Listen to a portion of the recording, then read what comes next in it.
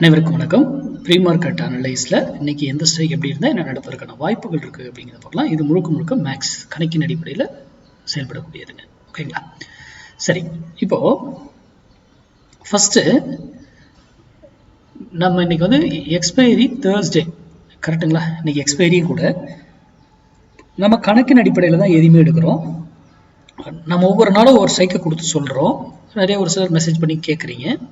நான் எப்பவுமே என்ன சொல்றேன்னா, இந்த ஸ்ட்ரைக்கில் மட்டும் கொடுக்க முடியும் இல்லைங்க.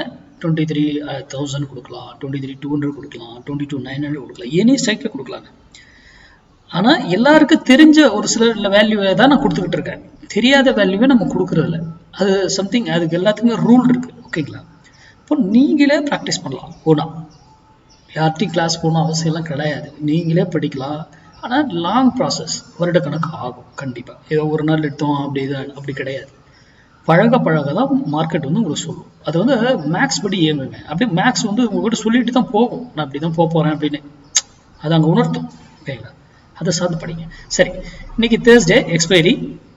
இந்த வீடியோனுடைய நோக்கம் உங்களை சிந்திப்பதற்காக மட்டுமே. இதை வைத்து ட்ரேட் பண்ணுங்கன்றது எடுங்க அப்படிலாம் கிடையவே கிடையாது. நான் இங்கே சொல்கிறதும் நிஃப்டி அப்சைடு டவுன்ஸ்ன்ற ட்ரெண்டை மட்டும் தான் சொல்கிறேன். இங்கே வாங்குங்க வீங்கன்னு நான் என்றைக்கு சொன்னதும் கிடையாது. ஓகேங்களா?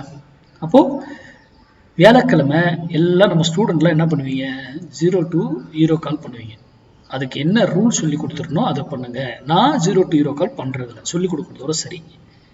அதே எனக்கு சேஃப் என்ட்ரி, நான் சேஃப் என்ட்ரி சொல்லி கொடுத்துருப்பேன் இல்லையா, அதே இடத்துல எனக்கு 0 to 0 கால் மேட்ச் ஆகிற அன்னைக்கு நான் கண்டிப்பாக 0 to 0 பண்ணுவேன். ஓகேங்களா? ரெண்டும் ஒரு இடத்துல மேட்ச்னா நான் பண்ணுவேன். அப்போ அதுக்கான ரூல், எந்த டைமில் எடுக்கணும், என்ன விலையில் எடுக்கணும், அந்த டைமுக்குள்ளே இன்ஸ்டண்ட்டாக என்ன ஆகும்னு தெரியும். ஃபர்ஸ்ட் ஹாஃபில் என்னாச்சுன்னா புக் பண்ணிட்டு வெளியே போங்க. செகண்ட் ஹாஃப் என்னாகல அதுவும் புக் பண்ணிடலாம். இல்லை எனக்கு இதாக கான்ஃபிடென்ட்டாக இருக்குன்னா ஹோல்ட் பண்ணலாம். சேம். ஓகேங்களா? சரி, இன்னைக்கு 23,100 கால் 62 ரூபாய்க்கு மேலே இருந்தால் நிஃப்டி அப்சைடு. நான் என்ன சொல்கிறேன், நிஃப்டி அப்சைடுன்னு சொல்கிறேன். நல்லா புரிஞ்சுக்கோங்க, நிஃப்டி தான் ஏறுன்னு சொல்கிறேன். இதை வாங்குங்கன்னு நான் சொல்லவே கிடையாது.